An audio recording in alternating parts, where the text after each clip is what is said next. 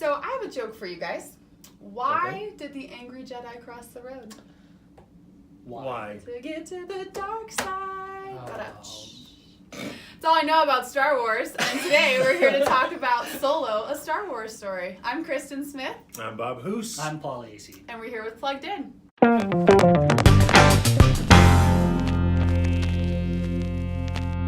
Han Solo is obviously Harrison Ford as I know him. Took me a while to figure out what Solo meant, but we won't go there. The Solo We'll move on journey there, through space. yeah. So I'd like to know, where does this fit in to the millions of other Star Wars movies that have been made?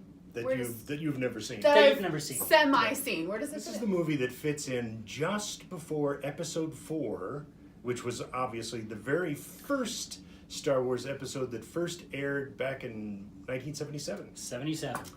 And so this one is sort of that pre-story with Han Solo to give us a little background on who he is. Yeah, so he's a youngin' here. Yep. He's young and semi-idealistic for like a second. It sort of tells the story of how the Han Solo that we know in the movies that we've already seen, how he becomes to be. A lot of times as these movie series tend to draw along, they become more and more serious. This one just felt light and fun. Because there's no huge battle in the galaxy of the Empire versus Right. I mean it's essentially all previous to that. Right, you know? right. So this really plays out much more like a heist film, where you've got this central character of Han Solo who's this scalawag who will readily steal what he needs to steal and lie when he needs to lie and make his way toward his lifelong plans. So if that's the case, right, if he's this scoundrel that we all know of, then why do we want to watch him? Han Solo has been referred to as the coolest character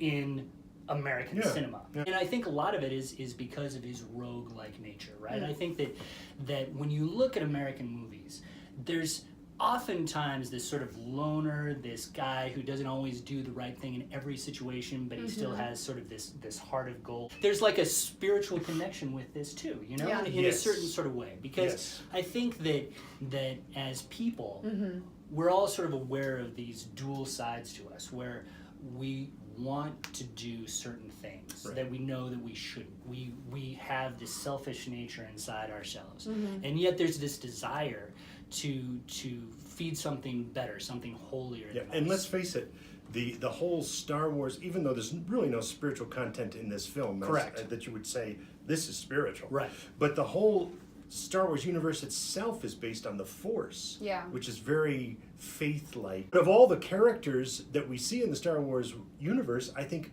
Han Solo sort of represents the Force in a way because of his character itself. Because there is this dastardly side of him, but down deep we suddenly start seeing that there's a hero at his core, even when he doesn't know it. So is there anything else, without spoiling it, because some of us want to see this? Yeah. Well, I would say that there is one thing that we could talk about. We all know of Lando, right? And one of the things, though, that is a new addition as well, is that Lando has this robot. Its name is L337, and it's a fairly new reveal because it's a female robot. Now, that doesn't mean that it looks like a female. It looks like a Star Wars robot, but she's got a female voice. The other thing is that Lando has a crush on her, that he's in love with her. That's a little new. And the thing that I found really interesting about that is that, sci-fi films have always had this relationship with giving social commentary within the context of their story. This one, because it introduces a robot and the potential of romance between a robot and a human, that's a whole nother ballpark. I mean, think about that. It's essentially making a comment about how our society is moving closer and closer to that interaction between machine and man. It really did make me think about how in modern society, how often we sometimes turn toward technology because we use social networks to connect with our friends. Yes, that's true. But then you have the much seamier side of that, right?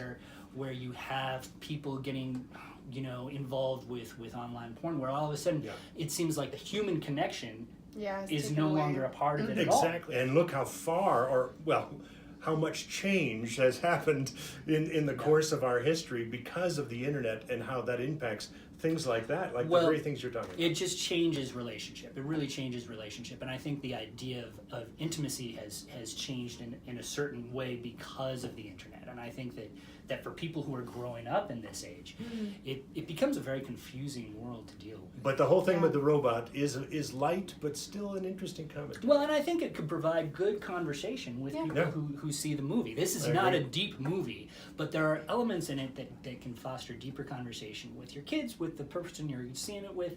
I think there can be a lot of great connection that you can have with actual humans. Because of this movie. The nice thing is, from a plugged-in perspective, we should really just mention this. It's a reasonably clean movie. I mean, it has some problems. All these movies do. It's PG-13 for a reason, but but it's fairly light. Can't promise I'm gonna see it, but I will take this toy, text my friends about it, and that's about it. So, if you guys want to hear more about Rogue's Religion and Robot Romance, you can tune in and read our review at pluggedin.com.